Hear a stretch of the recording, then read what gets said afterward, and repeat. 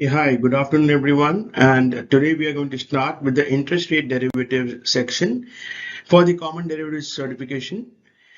In this module, we'll be learning about the interest rate, the different instruments that are part of the fixed income market, and the overall fundamental concepts that are essential for understanding the fixed income details.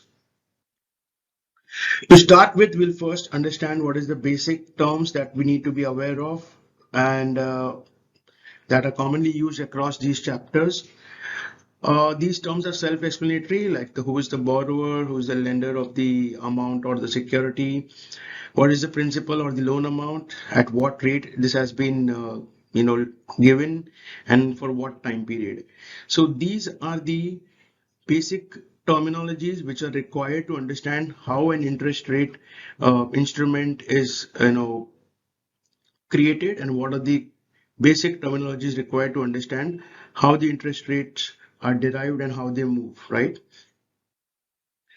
So there are multiple factors which impact the interest rates. They are divided into macro and micro. So these are the macro factors. When we say macro means global or across the economy. So this could be due to the fiscal deficit of the economy, the budgets, the borrowing by the government, or the investments done by the government. So these are the factors which impact the fixed income. Also, or certain components like the foreign exchange movement of the dollar versus the INR. So these are the economic macro factors which impact the interest rates. The very first factor is self-explanatory, which is demand for money. If there is a higher demand for money or credit, then banks will have to, keep a huge liquidity of deposits for lending that money to the people who want to take the loan for home, personal loan, other types of loans, right? So if the demand for money is higher, then the rates will be higher because banks will have to provide higher rates to the depositor so that they keep the money with them, and in turn the bank will lend this money to the public who is looking for loans or other types of liability products. Then second is the supply of money. Now what happens is, in case there is a liquidity issue in the market. When we say liquidity is basically free flowing cash is less in the market, right? If the supply of money is less, then the interest rates will be higher because there is lesser money supply, and the interest rates will be higher. So when the liquidity is low, the interest rate will be higher.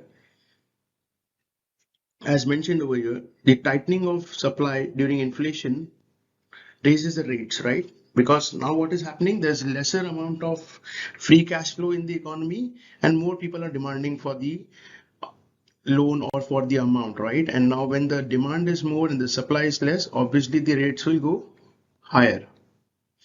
And vice versa, when the supply of money is higher, the rates will go down because each of the banks have surplus and any one of them can lend the money. So they try to compete on the loan by raising or by reducing the interest rates, right?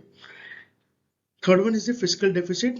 So in fiscal deficit, what is happening is the government is borrowing money, to run their programs, to create infrastructure, to run various defense projects, various other programs which are applicable by either via state government bonds or via tax-free bonds, which are at the central level. So when the government is borrowing more, and they continue to keep borrowing, they have to compensate the investors for the rate of return. So what they do is, as the government borrowing increases, they have to provide higher rates for the investor to attract them, right? And when the government borrowing increases, the rates will increase on those products, thereby pushing the overall interest rates. Because if the government interest rates are higher, then the corporate rates and the other types of rates will also go higher. Fourth is inflation. Now, rising inflation requires higher nominal rates to compensate savers. We know that nominal rate is equal to the real rate, which is the actual rate plus the inflation. So this is by definition that nominal rate is real plus inflation rate. So if the inflation increases, the nominal rate increases. So if there is more inflation, everyone is demanding for loans or money from the bank, then the bank will have to increase the interest rates on the products and the loans will be at a higher interest rates. So rising inflation requires higher nominal rates to compensate savers. Now, because during inflation, during the period when the inflation is higher, the purchasing power goes down, right? If the same commodity or same goods is available at a higher rate than the previous year, that means people are having lesser surplus money to save, and hence the interest rates needs to be higher so that they deposit this money with banks or other institutes which will provide them with a higher interest rates. So that is the explanation for this point. So moving on, we have the micro factors. So in the previous slide, we saw the macro factors. Now we'll see the micro factors. Now, what does micro factors mean? Micro factors means that are dependent on the individual or a smaller chunk of the economy. Now let's understand this from the various terminologies. First one is the maturity of the tenor. Now, interest rate generally increases with longer maturity. Why? Say, suppose I want a loan for 1 year. The bank has a risk exposure to me only for 1 year. But if I want a home loan for 20 years or I want a personal loan for say 10 years, the bank is exposed to my default risk for 10 years. And the bank will compensate this by raising the interest rate so that they get their money much more earlier. They get their profit much more earlier. So they will increase the interest rates. So if the maturity is higher, the interest rate goes higher. Secondly is the credit risk. Higher default risk demands higher interest rates. Obviously, if I am a borrower whose credit history is good, the bank will lend me at a nominal rate. But if my credit history is poor or I have a chance or probability of a default, the bank will increase the interest rate, thereby trying to protect themselves by any potential default. So in case I take a loan of 5 years and I default in the third or fourth year, the bank might have already recouped most of the money because the rates were higher for the bank. So in case the credit rating for the individual or for the institution is lower than the a good credit rating, which is like a AAA for a non-individual and a good civil score for an individual, in that cases what happens that the credit risk is lower, then the rates are lower. But if the credit risk is higher, the probability of default is higher, the rates increase. The third one is the bond seniority.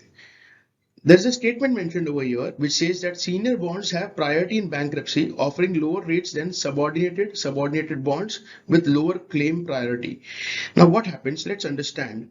If I want to borrow money, I can have multiple types of securities. I can have a security which says, okay, in case of a default, the senior bonds will be paid first and the subordinate bonds will be paid later. So in case any default happens, the senior tranche will be paid first. If I am being given the flexibility of being paid first, that means I have to take the hit on the rate. I might be given a lower rate because I am being given a preference in the terms of liquidity. And if I am being given the second priority in terms of liquidity, if I'm investing in a subordinated bond, then I will have a higher interest rate because I am taking higher risk. Let's understand the company XYZ, if they are borrowing by the virtue of two bonds, bonds A and bond B.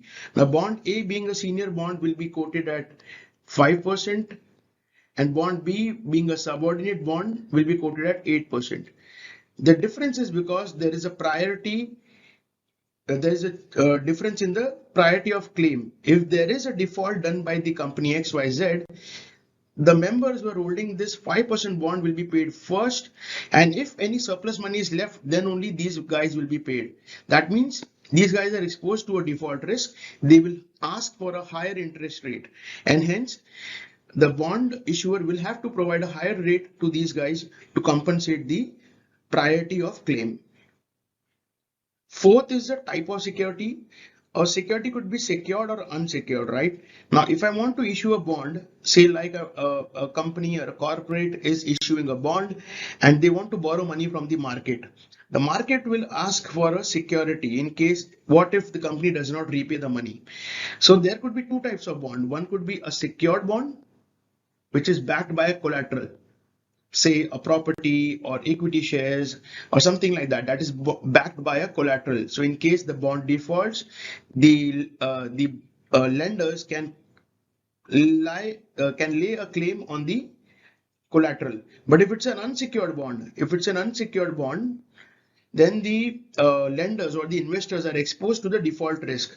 So obviously those guys who are secured will have a lower interest rate, in this case again 5%, and those guys who are lending to an unsecured borrower will have a higher interest rate because they are taking on the risk of having a unsecured borrower at the other end.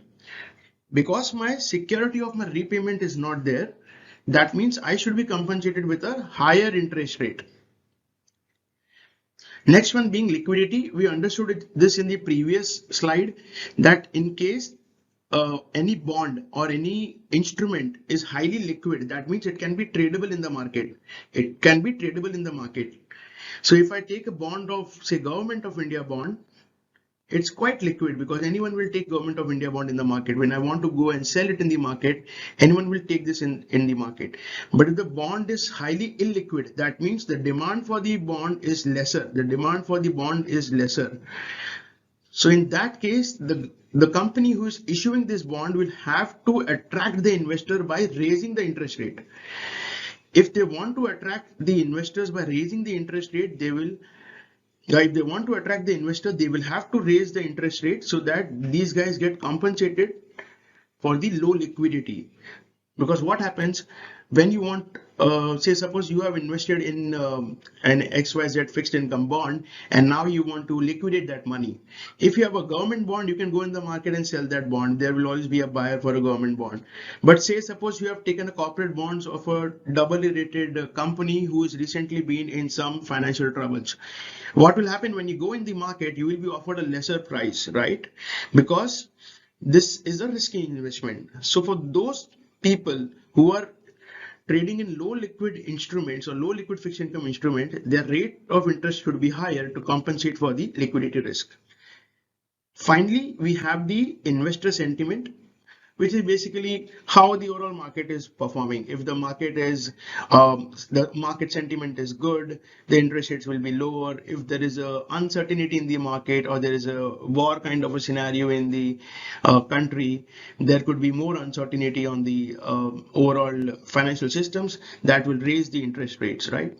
That will raise the interest rates. That is a classic example of developed economies and developing economies. Developed economies where there is more stability, the interest rates are low. In developing economy where the certainty is not there, the political stability is not there, the interest rates are generally higher, right? That's what attracts foreign capital to capture this higher interest rates. So these are the micro factors that are impacting the bond market or the fixed income market. And on the previous slide, we saw the macro factors which are impacting the overall fixed income market. Yeah, hi.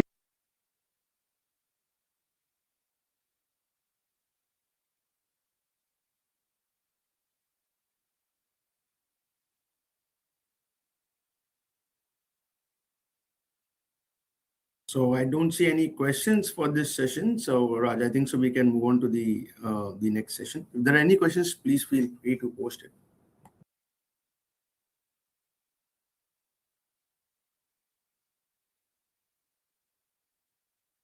We now move on to the next chapter, next subheading, which is effective versus nominal interest rate. Now, what happens is an interest rate, if you compound in a fixed income security on a particular interest rate, like in this example, there is a 1,000 rupees face value security which is paying 6% annually, but it is compounded semi-annually. Now, what happens is in the first 6 months, you will get an interest of 30 rupees. because for the full year you will get 6% of 1000, which is 60 rupees. So for the half year you will get 30 rupees. Here the first compounding is happening, which is you are getting the coupon. Now what will happen? Since this is getting compounded, the interest which is received will be added back into the principal. So for the next 6 months, your principal will become 1030, which was earlier 1000. This 30 which is received it's not received, it's compounded, gets added to the principal, and the interest for next 6 months increases slightly. This basically is the compounding effect, because the interest accrued for the first 6 months, for the first 182 days or 181 days, is getting added back to the principal, and then the computation happens on the new principal at the same rate, and you get a higher interest rate. But what happens is, you were quoted a 6% annual coupon, but your actual yield is not 6%, because you are not getting 60. What you're getting 30 plus 30.90, you're getting 60.90, which is higher than the actual quoted coupon. This amount that you have received can be computed back to achieve the effective rate or the effective yield. The formula is quite simple.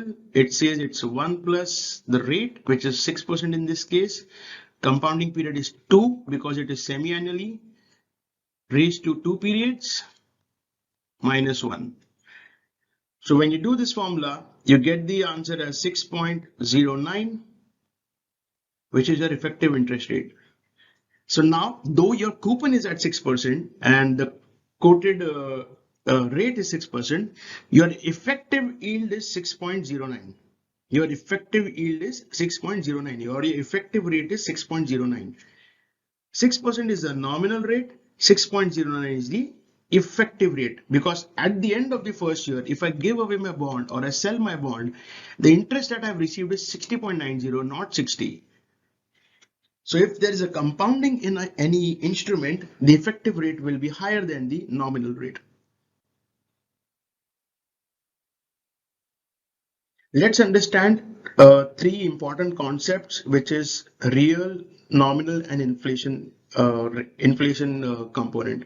Now, by definition, you have to remember this definition: N is equal to I plus R. N is the nominal rate, I is the inflation or the expected inflation, and R is the real rate. So by definition, we know that nominal rate is the issuer promises to pay without adjusting for inflation. Keep a eye on this component, which is without adjusting for inflation. I'll explain you. Inflation, we know what is the inflation, what is the WPI, which is the wholesale price index, or the CPI, which is the consumer price index, which are quoted very regularly in the Indian market. So these are the inflationary numbers. And real rate is basically the actual rate, which consists of inflation adjustment. Now let's see. As I mentioned, N is equal to I plus R. N is equal to I plus R. So if I want to remove R, I can do simple. R is equal to N minus I, right? If I do a simple maths, R is equal to N minus I. Now what I'm trying to explain over here is a bond with 9% nominal rate and 6% inflation will have approximately 3% real return. Now what will happen? Suppose I got an instrument, I invested in a fixed income instrument which is quoting at a nominal rate of 9%, and at that time the inflation is around 6%. That means by formula my interest rate should be around 3, my real rate should be 3%. But say now if the inflation increases to 7%, if the inflation increases to 7%, my real rate will be 9 minus 7, which will be 2%. Though while purchasing the security, my expected return on real basis was 3%, but because the inflation increased, my real return has gone down. My real return has gone down. That's what this definition means. Real rate is the nominal rate adjusted for inflation, the actual growth in purchasing power of bondholders. I was supposed to get 3%. I got 2%. That means my purchasing power has gone down because I received a lower interest rate due to the expected inflation going higher than the actual projected inflation. Vice versa is also true. If the inflation actually goes down, your real return increases, which was perceived to be at a lower stage. But now, because the inflation has actually reduced, your real return actually increases. So that is a scenario which is uh, depending on a lot of factors. Inflation itself depends on a lot of factors, but by definition, nominal rate is what is uh, quoted on the bond, and it does not adjust for inflation. It does not adjust for inflation, for future inflation, obviously, because once you issue a bond, it will be there in the market for 20 years, and you cannot project the 20 years inflation and other things. So this is for the future inflation. Inflation numbers we have I already discussed CPI and WPI, and real rate. Real rate is what are you actually getting in case the inflation increases. What is the actual return that you're getting is the nominal minus the inflation rate. So this will take you to the actual return that you have gained on this one. So moving on, we go to the next subtopic, which is fixed income securities. So by definition, when we say fixed income, it is basically something that your expected return is known to you. Like when you invest in equity, you don't know what return you're going to get, right? But when you invest in a fixed income instrument, there is a quoted return, say 6% bond or a 5% bond or 8% bond, something like that. So hence the name fixed income, because A, the rate is fixed. Also, the tenure is fixed. You know this bond is going to exist for next 4 years, 5 years, or say 10 years, right? And the expected cash flows are as per the coupon which is given. So fixed life, which is the tenure, and fixed cash flows, that is based on the coupon which is quoted on the bond. Predictable returns. Interest payments follows agreed schedules. When I say there is a bond issued by company XYZ, quoting a 6% coupon, and is paid semi-annually, that means I know, and for next 5 years, I know 5 years are fixed, the coupon is fixed, that the timing of the cash flow is fixed. Hence, fixed income securities provides a predictable cash flow or predictable return to the investors, thereby reducing the uncertainty of the returns. Now, there are certain key components of fixed income securities which you will find repetitively in this entire chapter or in the entire book across multiple chapters. So what you need to do is basically have a clear understanding of all these terms. Now, issue price. Say suppose I want to borrow from the market by raising a bond. I have the bond at 100, which is the base value or the face value you can call. I can issue the bond at 100, which is at par. I can issue the bond at 101. I can issue the bond at 99. In what scenarios this can happen? If my bond is in a lot of demand, I can issue it at a premium. If my bond is not at all in demand or has a lesser demand, I can issue it at discount, because over here the investor will make 1 rupee extra, because at the end of the bond he's going to get 100, but he purchased it at 99. Over here the investor will make a slight loss because the bond has been issued at a premium. Hence, the issuer will make a little bit of profit, but the investor will make a loss on the capital itself, because 100 is the maturity value and he bought it at 101. In this case, when the bond is issued at discount, the investor will make a extra buck. Second, we already discussed in the previous slide, coupon or interest, that is the expected cash flow from the life of the bond, the interest cash flow. Again, coupon frequency, we discussed how often the coupon is paid. Is it paid monthly in terms of term loans?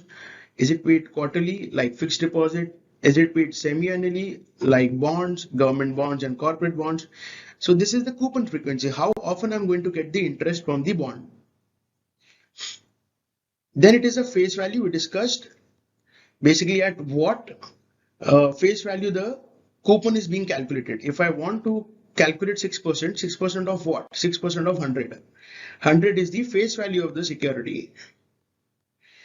So the value at which the coupon is calculated is known as the face value. This is also the amount issuer agrees to pay at the maturity. So we discussed earlier only in this case, issuer price. When the issuer is issuing it at discount and he's paying 100, that means he is making a loss of 1 rupee at the face value. And when he's issuing it at premium, he's making a profit of 1 rupee at the face value. So this is basically the maturity amount. Maturity date is basically when the principal of your investment is going to get returned, when the bond will cease to exist. So that is the final day when the bond will be available for the traders or for the borrower, and on the final day the borrower will return this money to you. Redemption value, that is at maturity how much you are going to get. Again, as I explained, the issuer price can be discount, par or premium. Similarly, the redemption can be at par, at premium or at discount. Now this can happen in certain scenarios, not seen a lot, but these are the common scenarios wherein your issuance can be at 100 or the issuance can be at 100 and redemption can also be at 100, which is 95% of the cases. But there are certain cases where the issuance is at 100 and the redemption is at 101. So those are typically in zero coupon bonds or a certain type of debentures or products wherein the redemption value is greater than the face value. So these terms are important, which will help you to understand the overall fixed income terminologies.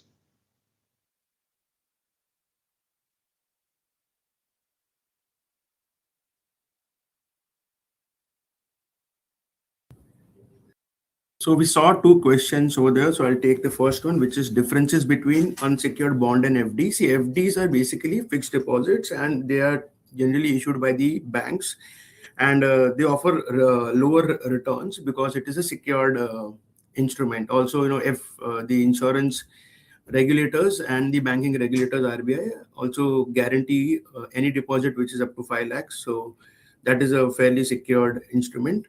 Unsecured bond means any corporate is issuing or borrowing money from the market without providing any collateral.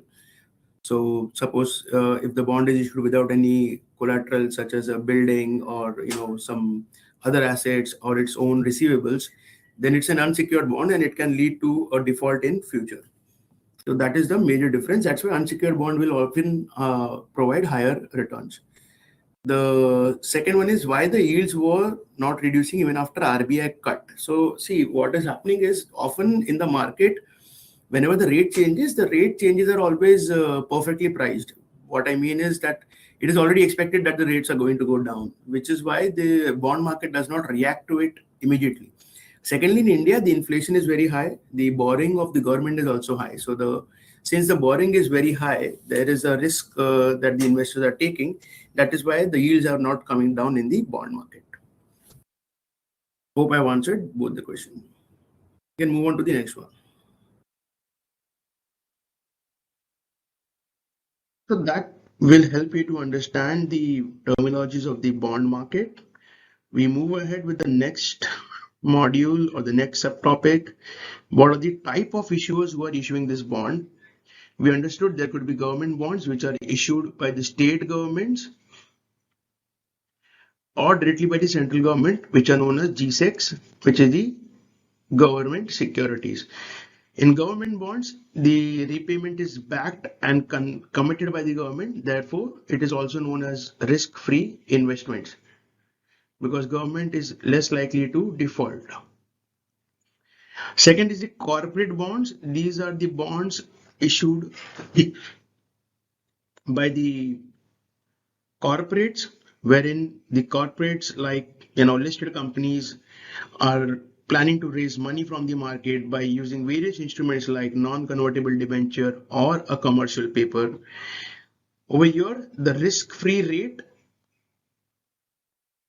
which is coming from the GSEC, plus the credit risk gets added on the interest rate. Why the credit risk? Over here, there is government who is backing the bond or the repayment. Hence, there are chances of default is less. Here there is a corporate, and a corporate might default. Hence, the investors need to be compensated for the credit risk. And then these are the municipal bonds. These are issued by local authorities like municipal corporation or someone like that who is planning to raise money to renovate or do some beautification work in the municipal corporation or in the city, a new infrastructure to be built and other things. So these are issued by the local governing bodies.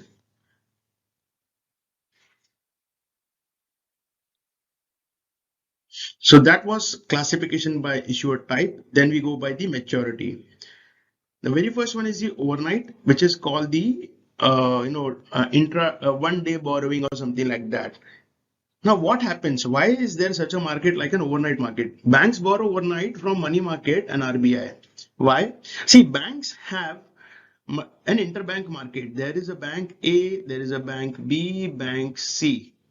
Now, at the end of the day, all of the bank have to report back to RBI what is the liquidity that they are having and what is the amount that they have as part of the CRR, which is a cash reserve ratio, and SLR, which is a statutory liquidity ratio.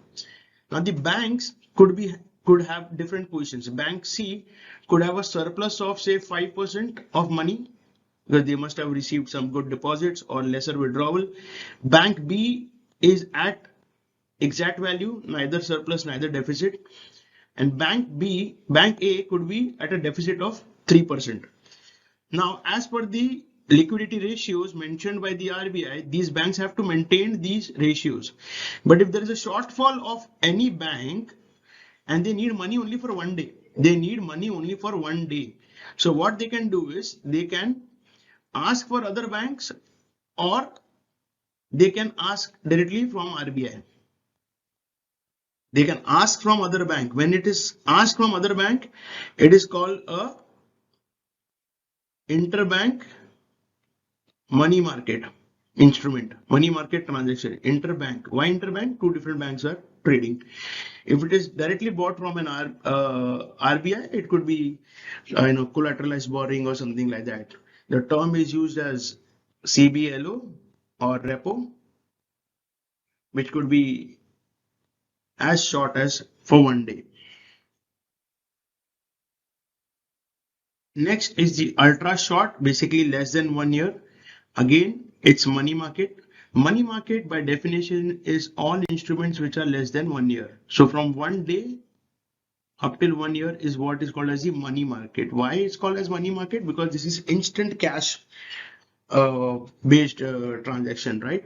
So this could be for 1 day or it could be for up till 1 year. And there are various instruments like a commercial paper, CD, T-bills, and cash management bills. So these products you will understand in detail at a later stage, but these are the products which are issued for say 90 days, 270 days, or 365 days, right? As I mentioned, it has to be less than 1 year to be termed as a money market instruments. Then there are short-term instruments like from 1 to 5 years, which could be a debt, like an NCD, or it could be a zero coupon bond, or a premium bond or a discounted bond, but the tenure is up to from 1 to 5 years. Then there is a medium term kind of an instrument like 5 to 12 years. Over here, this is a tricky one because now the tenure is from 5 years to 12 years. Sorry, from 5 years to 12 years. So this is a long period for any investor to understand the nuances of the bond. That's why these bonds are having a little bit of risk, and that needs to be understood in terms of what is the duration, what is the convexity. We will discuss all these points later, but for now just understand that any instrument which has a higher tenure or a higher term will be a risky investment. Then extremely long term, like Government of India borrowing, preferably more than 12 years.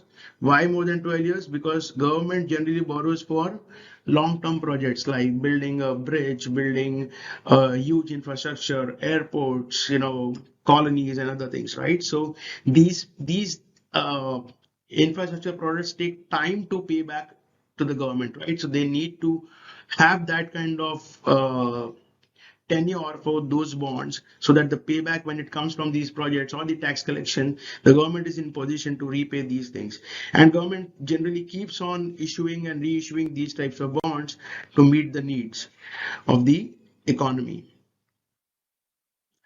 Moving on, we saw the issuer type, we saw the tenure type. Now it's a coupon structure. So a bond could be a plain vanilla bond. When we say plain vanilla bond, is basically it's a fixed bond having 100 as the par value, 100 as the maturity value, and there is no nuances in the bond. These are also called as plain vanilla bonds, straight bonds, or bullet bonds. So these are extremely simple bonds. A coupon, same price of issuance, same price of maturity, coupon paid on regular basis, and there is no nuances in the bond. Next one is the zero coupon bond. When we say zero coupon, it does not mean that the bond does not have any profit. Here we are having 6% coupon. If there is a zero coupon, no one will invest. But as I mentioned, there is a issuance price and there is a redemption price. Redemption price in zero coupon bonds is still 100, but the issuance price is off discounted. The difference between this is the profit for the investor. The difference between this is the profit for the investor. These bonds don't pay any intermittent coupons. That's why it's called zero coupon, but not zero return. So often you don't get confused with this one. Zero coupon does not mean zero return. The return is this 3 rupees on each bond's face value that gets computed. On the maturity, you will have this 100 rupees back where you had invested only 97 rupees. So that is your profit. So this examples of this could be treasury bills or strips or CPs, commercial papers. The only problem with these bonds is they are highly sensitive to interest rate changes. The reason is because they do not have any interim cash flows. So any interest rate changes, and obviously any extreme interest rate changes will impact the value of these bonds. Because though they are issued at 97 and paid at 100, the bond valuation will keep on happening based on the yield curve. So what is the yield curve and other things we will understand in the later chapters. But for now, just understand the zero coupon bonds do not pay coupon, and that's how the investor makes money, because it's issued at discount and paid at par. Next is the floating rate bonds. So it's similar to the plain vanilla bonds, but over here the difference is this 6% is not fixed. It is linked to a benchmark rate. Why it is linked to a benchmark rate? Say the government is borrowing at 5%. If the government is borrowing at 5%, the corporate will say that, okay, government is borrowing at 5%. Why am I giving you 6%? Let me reduce this to 5.50%. Because the borrower wants to have a lower interest rate because he is borrowing the money from you. How will he derive at the 5.50? He will say that the benchmark rate, the government T-bill rate, the government is paying 5%. I will pay 5% plus the spread of 50.5% as the additional payment, and this will be my rate, and this is subject to change. Why will it change? Because tomorrow if the inflation goes up or goes down, the government can lower the interest rate or higher the interest rate. As the T-bill interest rate moves to 4% or 6%, the bond value will also differ, because this is T-bill plus 0.50. So if the T-bill goes to 4, it becomes 4.50. If the T-bill becomes to 6, it becomes 6.50. It is not fixed, it is floating. It is not fixed, it is floating. Because the returns are not fixed and it is floating in nature, they are known as the floating bonds. Then we have the step up or step down bonds. So let's read the definition so that you can understand what it means. Step up pays lower coupons initially, higher towards maturity. Step down does opposite, used for cash flow planning by issuers and investors. What happens is the bond might be of say 5 years, and the issuer says, okay, in the first 2 years, I will pay you an interest of 5%. In the third year, I will increase this to 5.50. Fourth year onwards, it becomes 6.5. And on the fifth year, it becomes as 7%. I'm stepping up. From 5%, I've gone to 7%. That means I'm stepping up. This generally happens when the issuer wants to use the money, but the utilization of the money happens in tranches, which is why they issue such bonds wherein they can do a step up. Or this can also happen wherein the issuer has a perceived notion of how the interest rates are going to move. If he expects that the interest rates are going to go out of his favor or in his favor, he will come up with a step up or a step down bonds. So to understand simply, this is basically rates which are fixed in nature. That is, it's going to increase, but the rate changes as per the tenure. So the first 2 years, 5%, for next 2 years, 5.5 to 6.5%, and for the final year, 7%. This is just an example. The real life scenarios and the yield will obviously be different, right? Then there are inflation indexed bonds. These bonds protect investor from rising prices, WPI and CPI. We discussed whole price index and the consumer price index, and it protects both the par and the coupon. Now what happens? Now suppose you have invested in a bond which was supposed to give you 7%, which was supposed to give you 7%. Now the 7%, as definition, we know that 7% is nominal rate. So 7% will be I plus R, I plus R. Say R would be 5% and inflation is 2%. So that's how the 7% has come. Now the inflation goes up. Now the inflation goes up to say 3%, but you are committed as 7%. So the nominal rate should be 3 plus 5, which is 8%. But it will not happen in normal bonds. But in inflation index bond, this 7% will change to 8% because here the government is saying if the inflation increases, I will compensate the investors for that. If the investor is investing into an inflation indexed bond, the way the inflation increases, the nominal rate will also increase. So this basically helps the investor to be protected against any inflation in the future. And then there is perpetual bonds. Perpetual means these bonds don't have maturity. These are extremely long-term capital kind of an instruments. Generally a tier 1 or a tier 2 capital of the bank. We will understand what is a tier 1 and tier 2 capital of the bank in the subsequent lectures. But for now, just understand that perpetual bonds do not have a maturity. They have a fixed coupon and they pay the coupon on the basis of the schedule. And these are extremely high risk bonds because they do not have any secured or collateral against it. If you invest into a tier 1 bond or a perpetual bond, you might lose your principal completely in case the bank shuts down or there is a liquidity event in the bank or there is some liquidity stress in the bank. That's what happened with a very famous bank wherein the investor invested in that bank's AT1 bond, which is the additional tier 1 liquidity bond, and they lost all the money because the bank collapsed, and that's how the investor lost their money. So this is all about the perpetual bonds. So we'll move on to the next chapter now.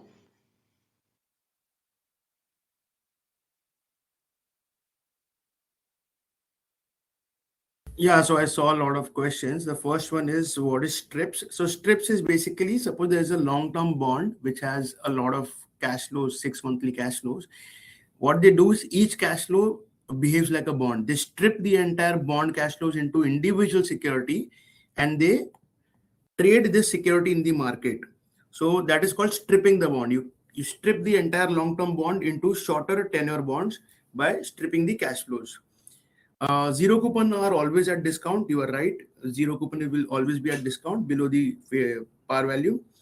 Floating rates are always benchmarked to T-bills? No, it can be benchmarked to anything. It can be benchmarked to any other rate. It could be repo rate, it could be a T-bill rate, it could be any other rate which the government is following, or it could be MIBOR rate, which is Mumbai Interbank rate. Any rate which is there in the market, which is fixed by some agencies. So that could be the benchmark. Let's move on.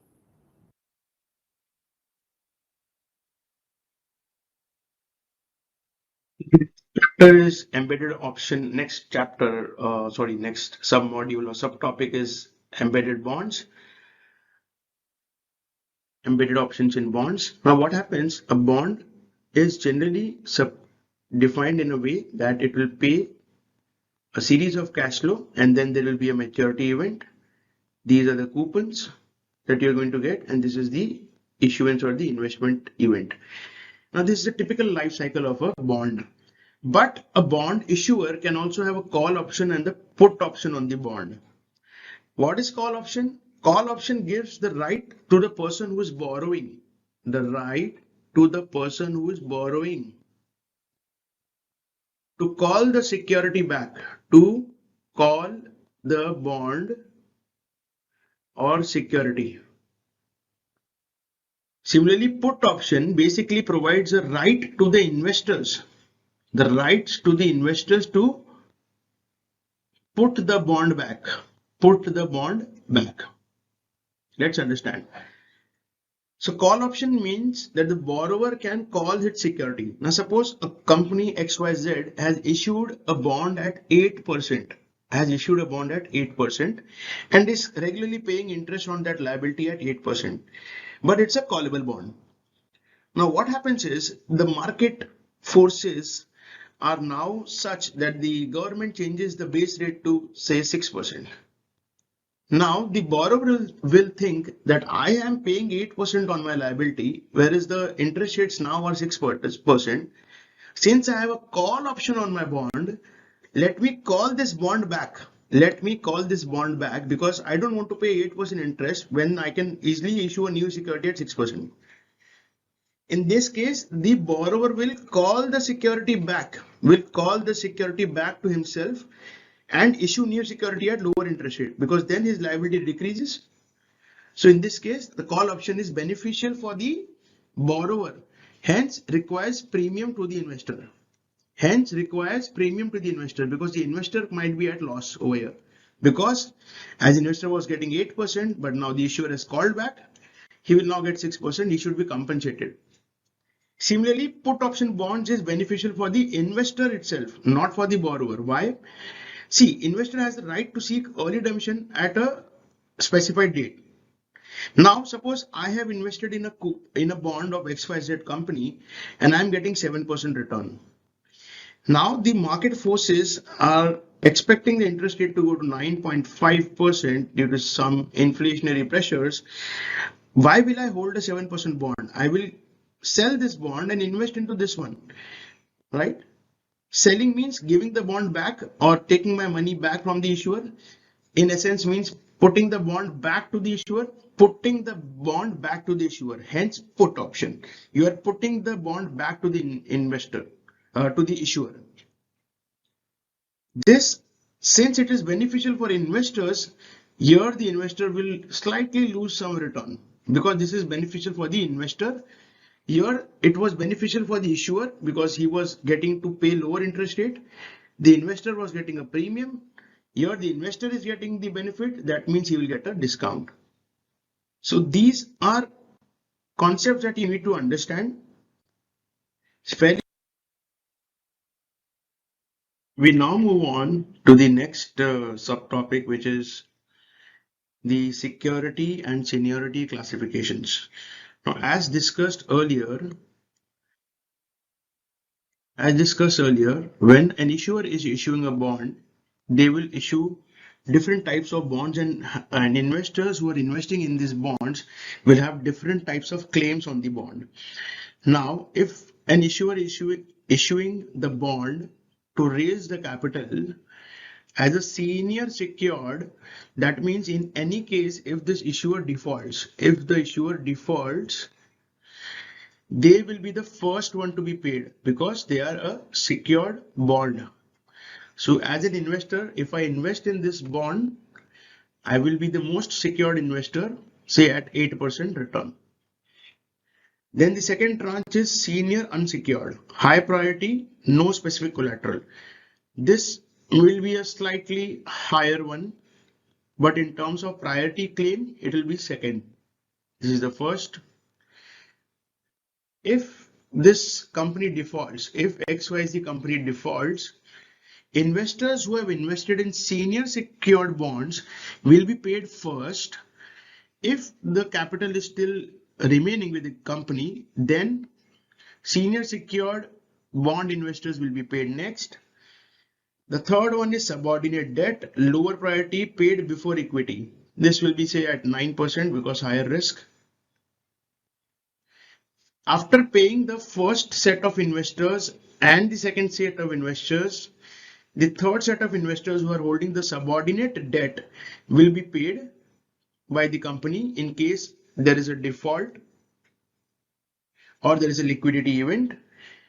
And the last one is the equity holder. So common people like us. Let's take an example of Jet Airways. Stock got delisted, equity players did not get anything.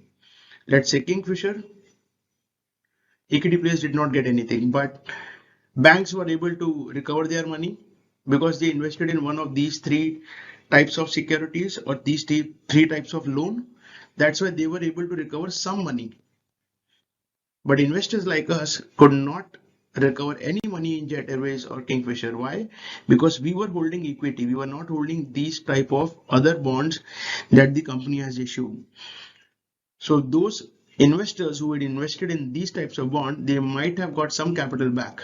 But investors who are investing in direct equity of these companies are the lowest priority in liquidation. That is why equity is risky. So if anyone says why is equity risky, this is one of the main reasons why equities are risky.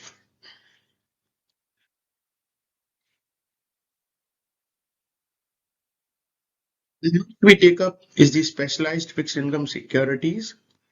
Now these are divided into four parts. The first one being the 81 and 82 bonds. See, a bank will have a capital structure which is there to protect the depositors because depositors are depositing money in the bank and earning interest from the bank. And the bank might lose this amount in case the bank loses this amount to loans which are given outside to other players. So the bank needs to keep a capital as per the Basel III requirements. So Basel is a committee which recommends, international committee which recommends what is the capital requirement for each of the bank. This is known as 81 and 82. 81 is additional tier 1 capital. So the bank capital structure is like tier 1, tier 2, equity, common equity and other things. So tier 1 and tier 2 is basically the base capital. Bonds issued by these are perpetual in nature. We saw it earlier. What are perpetual bonds? They don't have an end date and they are highly risky. Next is REITs and invest, self-explanatory. How REITs and invest in work is basically they invest in commercial properties and from the rent and the commission income that they get from these properties, they pay it back as dividends. Green and ESG bonds and masala bonds. Masala bonds are basically bonds issued in INR for investors outside India. Bonds issued in INR. What will this do is this will allow the government to issue INR denominated bonds that will increase demand for INR and it will stabilize the USD INR rate. Because once the demand for INR goes up, that means people will demand more INR to purchase this bond. So if you want to demand more INR, they will sell their USD. Green and ESG bonds are self-explanatory. These are basically climate and environmental projects. So in case any NGO or a large government organization wants to issue the bonds for certain projects, which are for climate and other things, these are for green and ESG, which is environmental, social and governance bonds. Okay. Next up is basically the debt and equity securities and what is the difference between them. This is quite self-explanatory. I'll just pause the slide on this one and keep it for next 20 seconds for you to read, but this is more or less self-explanatory. Important things to note over here is in debt there is no voting rights, in equity the voting rights are provided, and as we saw in the previous slides that the senior secured debts are paid first and the equity is paid last. We saw the example of Kingfisher and Jet Airways.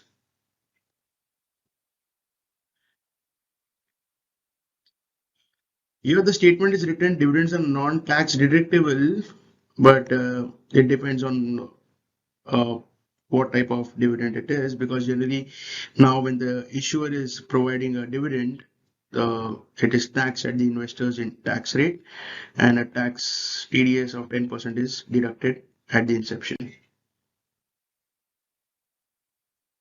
Next we have is basically the advantages and disadvantages of a debt instrument. So advantages again self-explanatory, long-term capital without any diluting in ownership. So as a company, I have two options to raise money. I can go to the share market and raise equity or sell my equity, or I can issue a bond and take money and pay interest on it. So this is a liability, this is the equity. So if I want to issue a bond, I don't have to sell my equity. So I get long-term capital without diluting the ownership. Predictable obligations. In this equity, I am not sure of what is the expected, the investor community, what are they expecting? The equity market can fluctuate. The investors might dump the stock and move on. The stock price can fall. Here I know I have to pay X% of interest on specified dates. So predictable liabilities. Less complicated in terms of the regulatory requirements, cheaper than equity in long run. Why? Say suppose your company XYZ performs extremely well. Your equity is much more worthier for you than debt, because debt you are paying some say 8 or 9% interest. Here your equity has gone 10x or 20x in that same period. So it is cheaper than equity in the longer run because all you're doing is paying an interest rate on the loan. Disadvantages is the opposite of that, must be repaid regardless of market conditions. High leverage increases default risk. The more you borrow, the more your chances of default increases. Secured debt requires asset liens or sinking funds. As I mentioned, the first category is secured debts. The word secured means the borrowing that you are doing is secured by an asset. So there are cases we have seen in the market where certain banks have picked up 100 crore loans and provided their main office building as the secured asset. So if the bank defaults on this loan, this building will be confiscated by the lender. Banks or any of the institutes, right?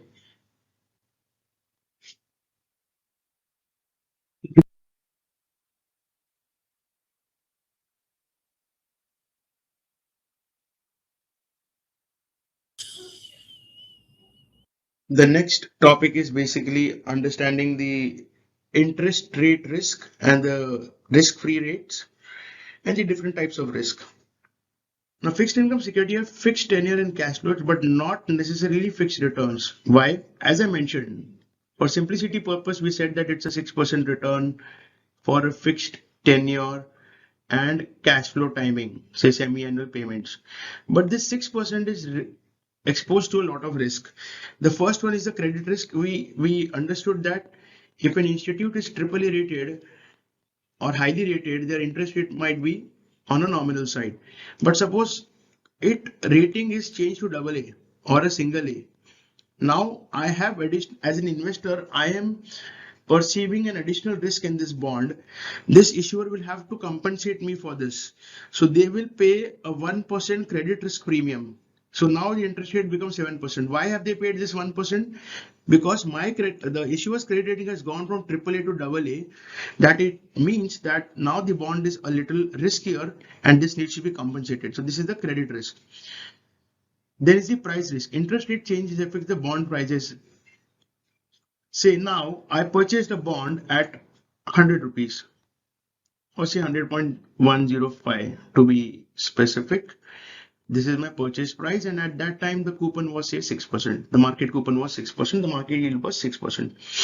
Now we know that if the interest rate goes up, the interest rate goes up, the price goes down. The price goes down. So if the interest rates in the market go up to 7.5%, at the time of maturity, I might get a price which is lower than my purchase price. I might get say 99 or something like that, or 100 point or 100 exact, right? Because interest rate rises and the price decreases. It has a inverse relation. Reinvestment is interim coupon payment must be invested in unknown future rate. Now what is happening over here? Reinvestment risk. You have invested into a bond which is paying a regular coupon. Say 1, 2, 3, 4, 5 coupons of 6% each. Now when you are receiving this coupon in your bank, you are not sure where to invest this first, and if you are going to invest, what is going to be the return. So this is a reinvestment risk. Why? Because when you got this amount, the interest rates are 6%, but suppose you invested it in a similar instrument and the rates go down to 4%, the amount that you received over here, when it got reinvested, it yielded in a lower return. So that is why there is a reinvestment risk which is open.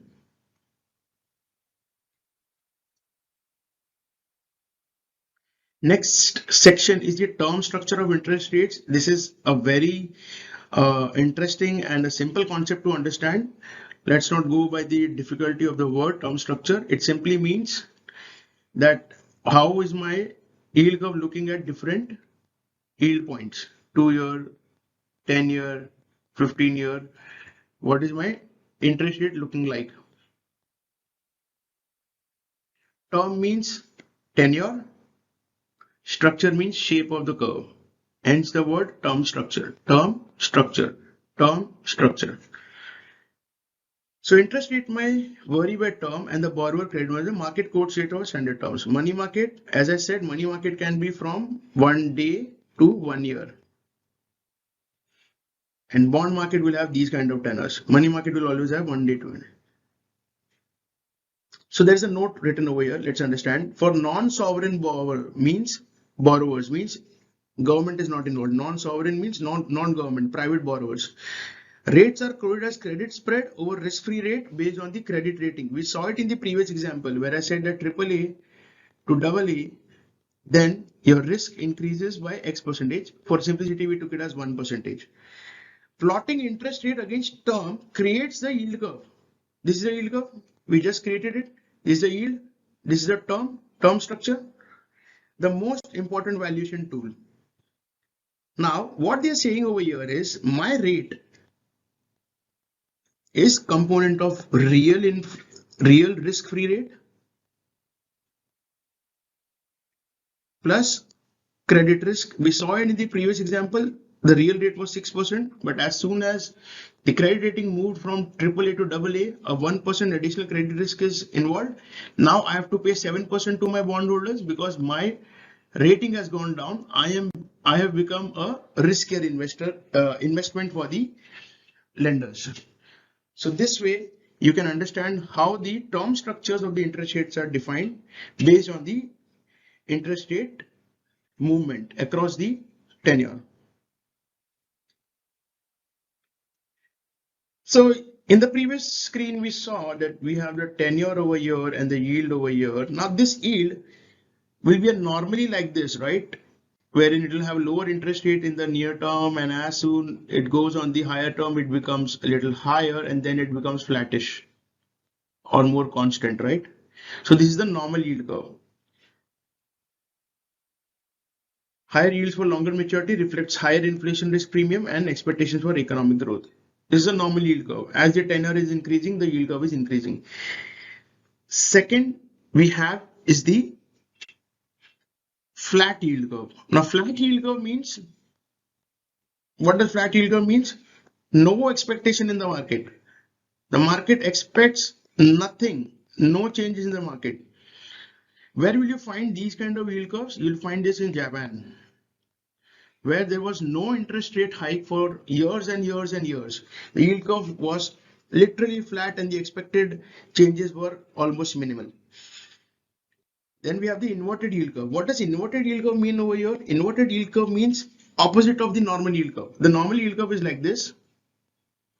Inverted yield curve will be like this. It says basically the near term rates are higher, the longer term rates are lower. When will the longer term rates be lower? When the longer term prices are higher? Because yield and price are inversely related. If the yield goes down, the price goes up. If the yield is going down, that means the expected prices of the bonds are expected to be higher in the future. If the expected prices of the bonds are expected to be higher in the future, that means that the yield curve is expecting changes in the longer term tenure, and the near term tenure, it's going to be on the higher side. That's why the normal yield curve will inverse over here. Inversing of yield curve also means that the equity market is looking risky and the investors are ready to pay a higher price for a lower return in future.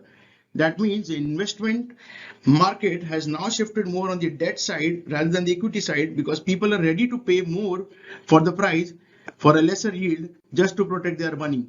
So any inversion of yield curve is actually a start of a recession. So any recession you see, you go back into the yield curve, just Google it around 2008 crisis or the Great Depression or 2000, the year Y2K issues or the Asian currency crisis, you will always see that the yield curve inverts, and that's where the bond market is more prominent than the equity market. Then we have a humped yield curve. That means medium yields exceed with both short and long term, and the short and long term yields are lower than the middle maturities. That means short term is lower, medium term is higher, again lower.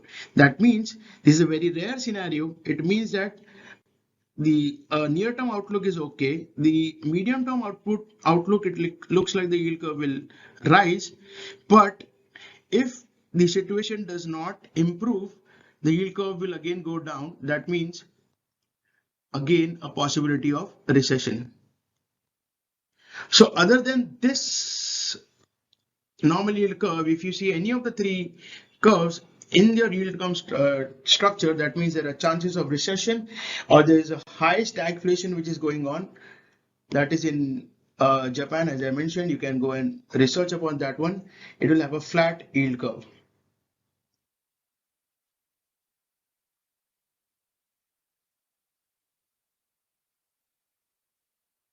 So I saw a couple of questions. So the first one is right. In case of XYZ default, amount of first investor, not investor, the first investment product. So suppose as an investor, I have invested in secured debt and I have invested in unsecured debt. So secured debt will be paid first and unsecured debt will be paid second. So it's not the first investor or the second investor. It is the first type of product, which is the secured product. Can bank issue secured debt? Yes, your home loan is a secured debt because your home loan is tagged to your property. So that is the security that the bank has. In case you don't pay the loan, the bank will take away the security asset, which is your home. I think so. These were the two type of questions. And there was one more question: is T-bill a floating rate bond or a zero coupon bond? T-bill is a zero coupon bond, but T-bill rate is often used as a benchmark. So anyone can say that at least I need return how much T-bill is giving. So that is the benchmark. That is called for a reference. But T-bill as an instrument is always a discounted instrument. Yeah, let's move on.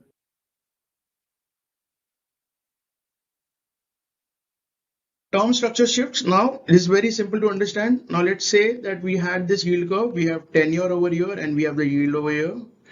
Parallel shift. So now say RBI came and it says that, okay, from today, the basis point 0.25 basis point is raised. Example, I'm just taking an example of 0.25% basis. So this was a yield curve, Y1, 0.25 raised across all tenure. So 0.25 raised across all tenure. This is a yield curve 2. It's moving parallel. It's moving parallel. That means all rates move in the same direction by same extent, and so the curve shifts down and up uniformly. 0.25, the yield curve has moved up. If it was minus 2.25, minus 0.25, it will have gone down, but in a parallel fashion. That means all points move in the same direction. That means 1 year curve, 2 year curve, 3 year curve, 4 year curve. Every point is moving in the same direction. Then we have the steepening. That means long rate and short rate difference widens. Curve shifts counterclockwise, can occur via twist or convexity change. Now, this is a little bit complex to understand in the actual scenario by using calculations, but let us understand from an example. Like this is again your normal yield curve. Steepening means the shorter terms, the shorter tenor is still closer, little bit parallel for some time, but as the tenor increases, it simply goes way above. That means in the near term, there is no large expectation of yield curve changes, but as soon as the medium term and the long term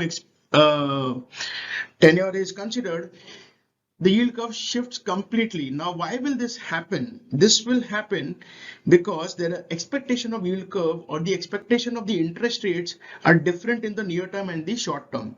In the near term, the rates are likely to be close to what the current yield curve is, but the expectation of the future is that the yield curve might rise significantly. Then we have the flattening yield curve. Again, flattening yield curve is easier to understand. Let's say a yield curve, you have this yield curve which is going on.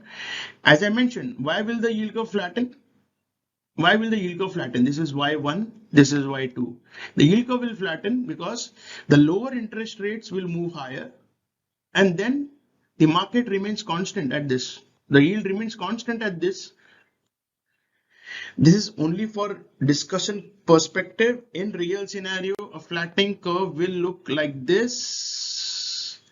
It might not be like this flat. It might be like this, like this, right?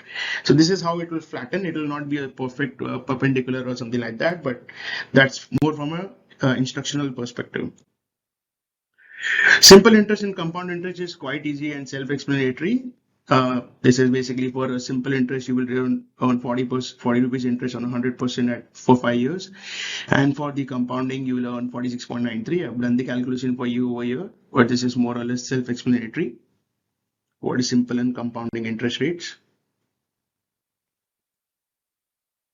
The day count conventions is basically how you pay your interest. Now, there are multiple day count conventions. Actual by actual, 30 by 60, 360 European, actual by 360, actual by 365. Let's understand easy. If you are paying 4% annually, your calculation will be 4% into 100 into 365 by 365.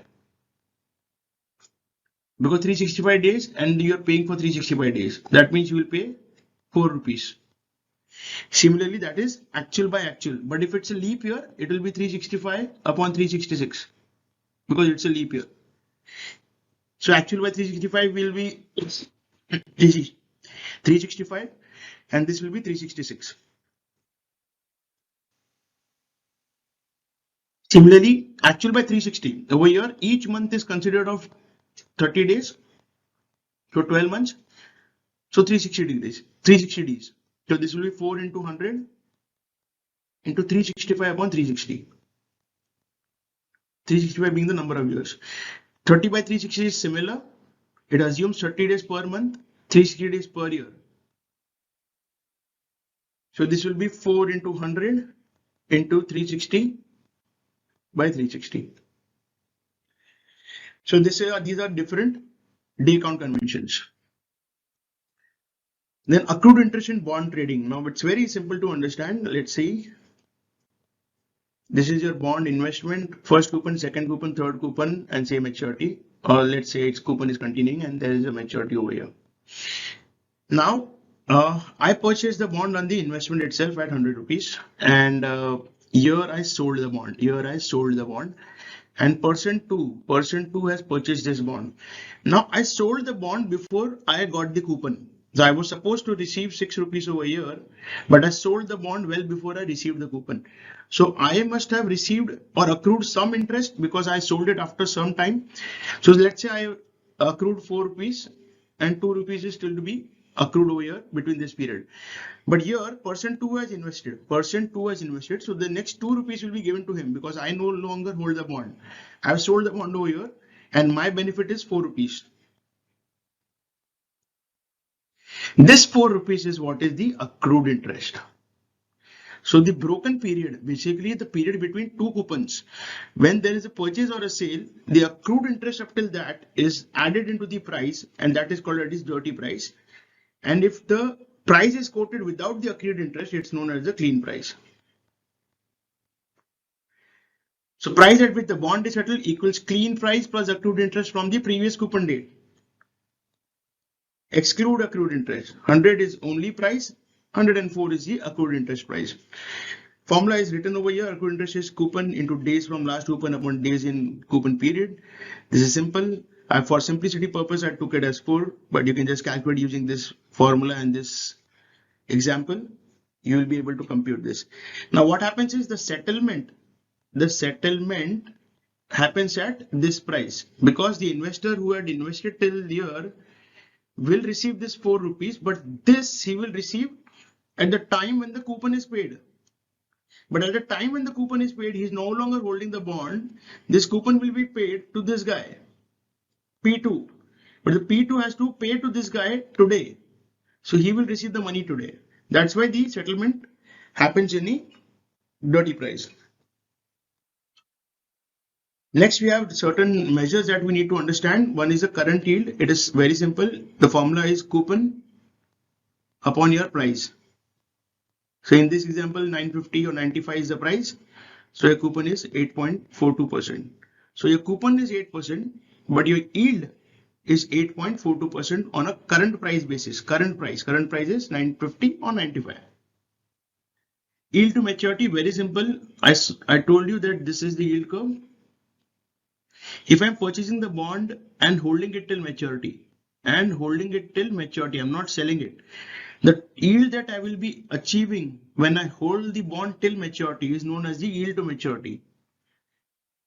It follows the simple NPV and IRR calculation that we all are aware of. In case you want an approximate calculation, this is the formula. Again, this is a very approximate calculation because YTM actually follows the IRR calculation and NPV calculation, for which you will require a calculator. In essence, from a concept perspective, understand this is a yield that I will be getting if I hold the bond till maturity. Second is the bond equivalent yield and effective yield. Let's understand. For money market instruments, what are money market instruments? 1 day to 1 year tenure. 1 day to 1 year tenure. Money market instruments. Annualized yield using actual by 365 convention. Why is it required? Because a money market is not equivalent to a bond. Money market is more of a short-term instrument. But if I want to compare it to a bond equivalent yield, I'll have to convert this into a bond equivalent yield by using this formula, which is face value minus price divided by price into day count convention. This is double into this formula. When I apply this formula, I get a yield which is equivalent to a bond being traded in the market. So money market instruments, annualized yield using actual by 365 convention. Effective yield, we all know, we saw it in the very first example, 6%. If it is paid 2 times, it is 3% and 3%. But if it is compounded at each of the cash flows, at each of the semi-annual basis, then 100 rupees invested will become 100.03 because I will be earning this 3 rupees. And the new interest will be on 100.03, which will become, say, 100.039. So my total yield will be 6.09. Let us see from this formula. The formula is 1 plus rate upon M. M is the compounding period. Over here it was 2. If I put this in the formula, I get a yield of 6.09. So though my coupon is 6% quoted, my yield is 6.09 because it is getting compounded for 2 periods. Again, we have discussed this in the previous slides. Let's revisit again. What are the sources of bond returns? Coupon income. This is basically the interest that you're getting on the bond. capital appreciation. Obviously, suppose you bought a bond at 99.77 and suddenly the bond's demand has increased in the market. Now you don't want to hold it till maturity. You plan to sell it at 100.05, the current market price. So this is the difference. This is your capital appreciation plus the coupons that you have already got. Plus the coupons that you already got. This scenario will happen when the interest rate falls or there is a demand for this bond. Reinvested income, again we discussed it, that your bond will have multiple cash flows, and in each cash flow you will be getting the amount in your bank. So you can earn the interest or the yield by investing this coupons again or reinvesting that coupons again. The only thing is it assumes that the yield curve remains same. It assumes that the yield curve remains same. So if I got the cash flow at this level and the yield curve remains the same, then this is a good reinvestment income for us. But if the yield curve changes, by steepening or flattening, then the reinvestment income becomes a reinvestment risk, because we don't know how the interest rate will move. With this, we finish the first chapter, and there will be some end of chapter questions that will be published. I'll see you in the next chapter. Thank you for now.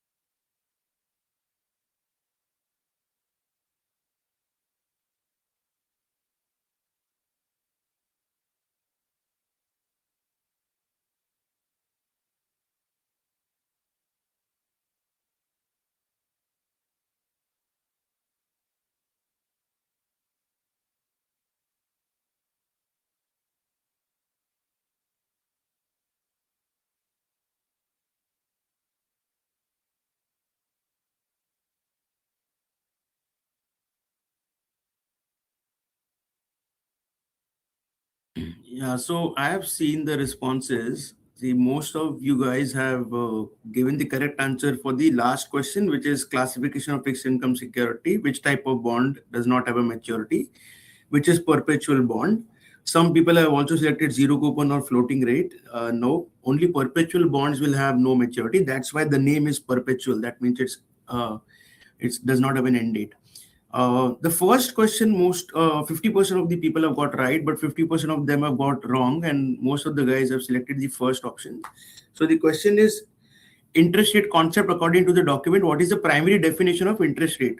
So the correct answer is annual percentage rate, not amount. It is the rate which is charged by the lender for the use of assets. The first option is amount. So interest rate cannot be an amount, right? It has to be a rate. So the correct answer is second one, the annual percentage rate. And for the second question, factors influencing interest rate, which of them is not a macro factor? So 30% of you have selected the right answer, which is credit risk of the borrower. That is the correct answer. See, demand for money is not a micro factor. It does not depend on my credit rating. It depends on the global scenario. Similarly, supply for money is not dependent on my credit rating or my CIBIL score. It is dependent on the global market. Inflation is also dependent on the global market. So that's why they are macro.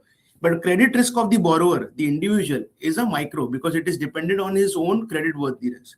So that is the explanation for these answers. I hope this session was useful for all. I will see you in the second part of the same chapter because this chapter was quite long. So we did it in 2 parts. Thank you.